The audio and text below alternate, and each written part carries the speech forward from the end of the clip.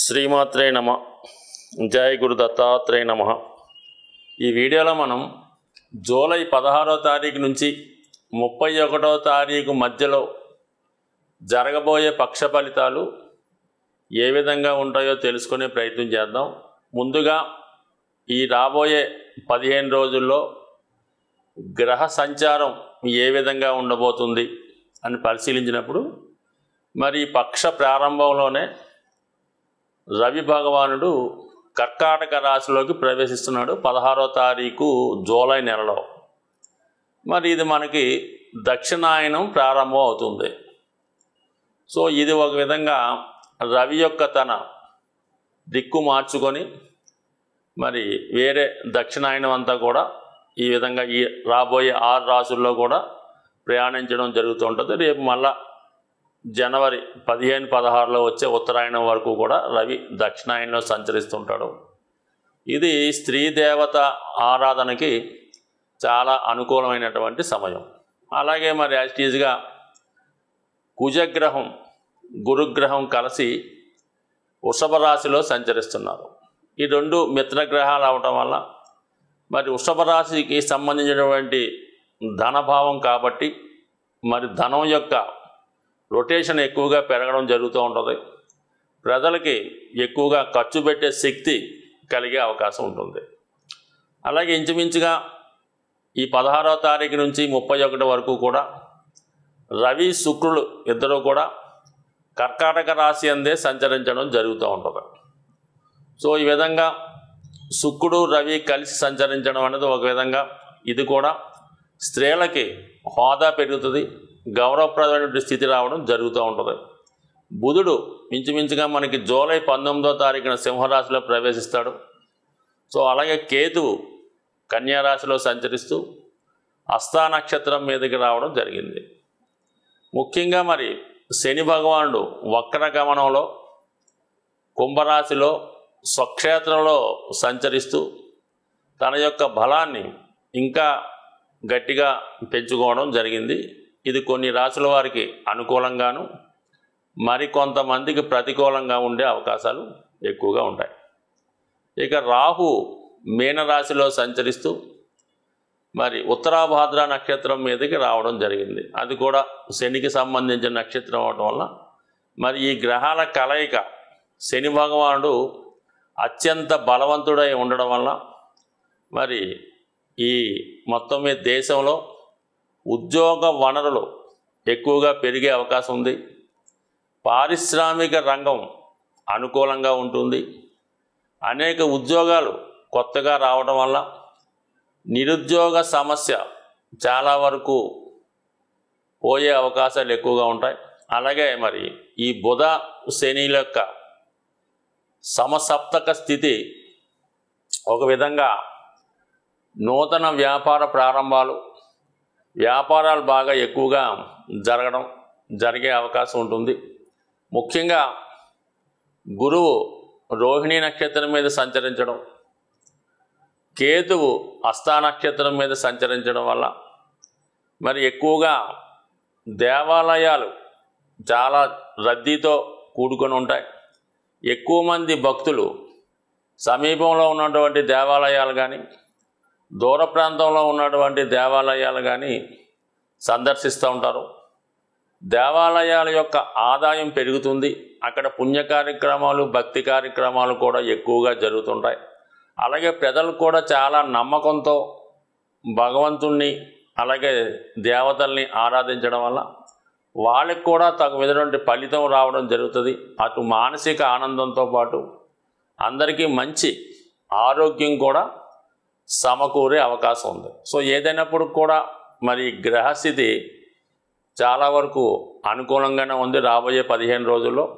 మరి ఇక మనకి జరిగేది కూడా మరి దక్షిణాయనంలో ఇది ఆషాఢ మాసం కాబట్టి చాలా వరకు ఈ మాసంలో ఎక్కువగా వర్షాలు పడడం, అలాగే అన్ని ప్రాంతాలు పల్లె ప్రాంతాలు సస్యశ్యామలంగా జల కళతో కలకలలాడే అవకాశం ఉంటుంది.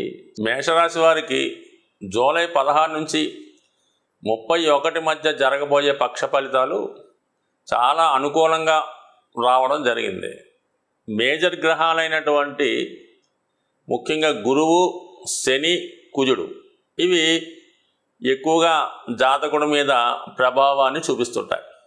అటువంటి గ్రహాలు మూడు కూడా ధన లాభస్థానాల్లో సంచరించడం అన్నది జాతకుడికి ఒక విధమైనటువంటి డబల్ జాక్పాట్ లాంటిది అన్నమాట. అంటే ధన ఆదాయం పెరుగుతుంటుంది, ఒక రకంగా ఇన్కమ్ వస్తూ ఉంటుంది, ఒక రకంగా సేవింగ్స్ జరుగుతూ ఉంటాయన్నమాట. అంటే వచ్చిన ఆదాయం ఖర్చు అవ్వడం అన్నది ఒక సాధారణంగా అందరికీ జరుగుతుంటుంది. వచ్చిన ధనం దాచుకునే విధంగా మిగలడం అన్నది ఈ రాశి వారికి ఈ వారం ప్రత్యేకత. మరి శని భగవానుడు కూడా వక్రగమనంలో ఉండడం వల్ల 10, 11 భావాలని యాక్టివేట్ చేయడం వల్ల ఏమవుతుందంటే జాతకుడికి వృత్తిలో ఆదాయం పెరుగుతుంది.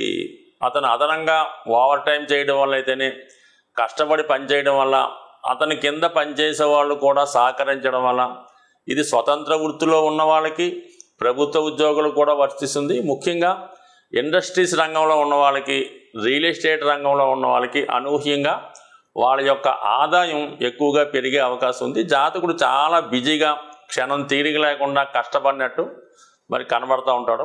అలాగే మరి గురువు వాక్స్థానంలో ధనస్థానంలో రావడం వల్ల, రాష్ట్రాధిపతి కుజుడితో కలిసి ఉండడం వల్ల జాతకుడు కూడా చాలా నిజాయితీగా వ్యవహరిస్తూ ఉంటాడు.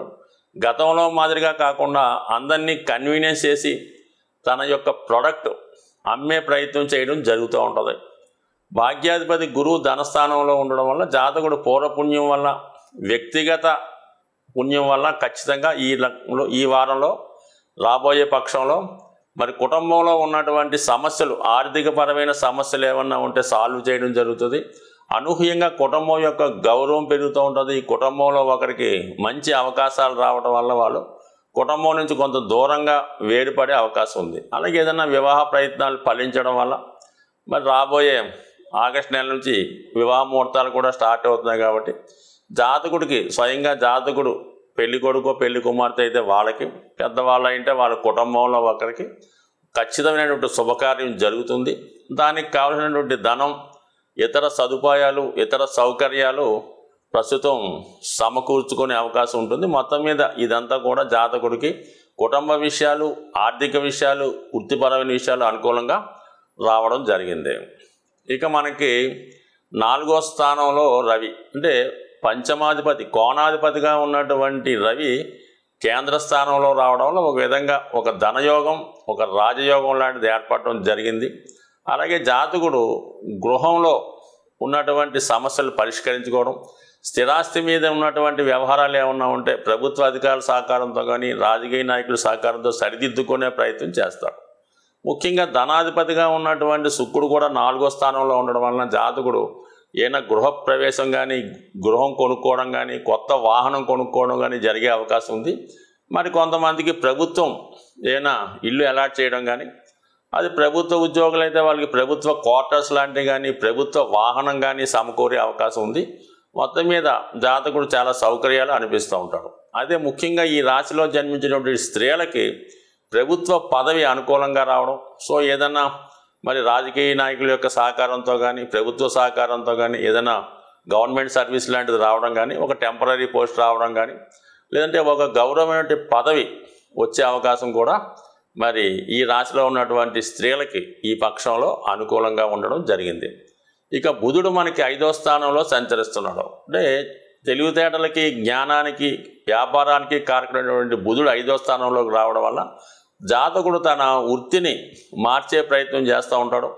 అలాగే తను చేస్తున్న దాంతోపాటు అదనంగా అయినా ధనం సంపాదించే ప్రయత్నంలో బుధుడు 5వ స్థానంలో సహకరిస్తూ ఉంటాడు. శని భగవానుడు చూడటం వల్ల కేవలం ఏదైనా ఫిజికల్గా కష్టపడి సాధించే ప్రయత్నాలు చేసుకోవాలి తప్ప ఏదైనా టెంపరీగా షేర్ మార్కెట్, జూదమో ఇలాంటి వాటిలో ఇన్వెస్ట్ చేయడం కానీ వాటికి జోలికి వెళ్లకుండా ఉంటూ న్యాయమైన పద్ధతుల్లో నిజాయితీ మార్గం ద్వారా ధన సంపాదన ఆలోచించే వాళ్ళకి ఖచ్చితంగా అనుకూలించే అవకాశం ఉంది. దీనికి కొంతమందికి ఏదైనా కొత్తగా చిన్న పార్ట్ టైం జాబ్లో ప్రవేశించవచ్చు, లేదంటే ఏదైనా పార్ట్ టైం బిజినెస్ లాంటిది, ట్రాన్స్పోర్ట్ లాంటిదో, డెలివరీ లాంటిదో, ఏదో బిజినెస్ లాంటిది కూడా స్టార్ట్ చేసే అవకాశాలు ఈ పక్షంలో జాతకుడికి 100% రావడం జరిగింది. సో ఏదన్నా 12లో ఉన్నటువంటి రాహు 6లో ఉన్నటువంటి కేతు మీ వద్ద పనిచేసే వారి వల్ల మీ మీ యొక్క సొంత స్టాఫ్ వల్ల ఇబ్బందులు వచ్చే అవకాశం ఉంది.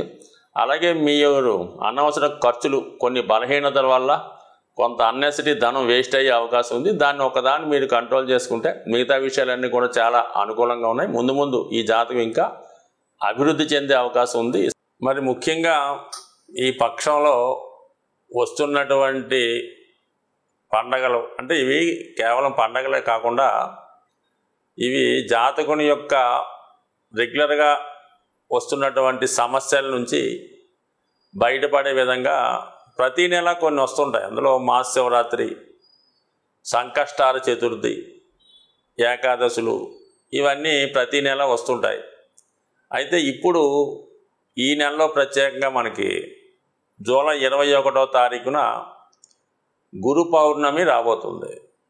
అంటే ఇది కేవలం గురువు యొక్క అనుగ్రహం కోసం, అంటే గురువుల యొక్క అనుగ్రహం కోసం ఆ రోజు మీకు ఇష్టమైనటువంటి గురువు దేవాలయాన్ని దర్శించుకోండి. అలా కాకుండా మీకు ఎవరైతే విద్య నేర్పారో, లేదా పని నేర్పారో, లేదా బ్రతుకు తెరువు కోసం మీకు ఒక మార్గాన్ని చూపించారో వాళ్ళ దగ్గరికి దర్శించి తగు విధంగా వాళ్ళకి ఏదన్నా ఫలమో పుష్పమో, మీకు వీలుంటే వాళ్ళకి బట్టలు ఇవ్వడమో, ఆ విధంగా ఈ గురు పౌర్ణమి రోజు చేయడం వల్ల, అలాగే మీరు దాంతోపాటు కూడా ఒక దేవాలయం దర్శించి విధి విధానంగా ఆ రోజు నియమంగా ఉండడం వల్ల గురువు యొక్క అనుగ్రహం, అంటే గురువు దత్తాత్రేయ స్వరూపం. అటువంటి దత్తాత్రేయుడు తలుచుకుంటే ఏదన్నా చేయగలరు. అది గురువు రూపంలో మీకు లభించడం జరుగుతూ ఉంటుంది. అంటే గురు పౌర్ణమి రోజు ఆ గురువుని సేవించడం వల్ల ఖచ్చితంగా మీకు ఆ దత్తుని అనుగ్రహం వల్ల ధనం, ఆరోగ్యం, ఐశ్వర్యం ఇవన్నీ కూడా లభించే అవకాశం ఉంది. అంటే గురువు ఖచ్చితంగా తను సత్కరించిన వాళ్ళను, తన శిష్యులను మంచి మనసుతో ఆశీర్వదించినప్పుడు ఖచ్చితంగా అది మీకు జరుగుతూ ఉంటుంది. అయితే గురువు మంచివాడా, చెడ్డవాడా, మందు తాగుతాడా, సిగరెట్ కాలుతాడా, ఇవన్నీ మీరు పట్టించుకోకండి. కేవలం మీరు గురువుని మాత్రమే చూడండి. ఆ గురువుని గురువుగా సత్కరిస్తే కంపల్సరీగా మీకు ఒక మంచి మార్గం కలిగి న్యాయమైన బద్ధంలో మీరు అభివృద్ధి చెందే అవకాశం ఉంటుంది. అలాగే మరి ఇదే నెల 24వ తారీఖున సంకష్టహర చతుర్థి, అంటే సాధారణంగా పౌర్ణమి వెళ్ళిన 4వ రోజు వస్తుంటుంది కదా, మరి అది విఘ్నేశ్వరుడు సంబంధించినది. అలాగే జ్యోతిష్ శాస్త్రాన్ని ఎవరైతే సంపూర్ణంగా నమ్ముతారో, మరి జ్యోతిష్ శాస్త్రం మొత్తం ఈ పార్వతీ పరమేశ్వరుల అనుగ్రహంతో ఈ మానవాళికి లభించడం జరిగింది.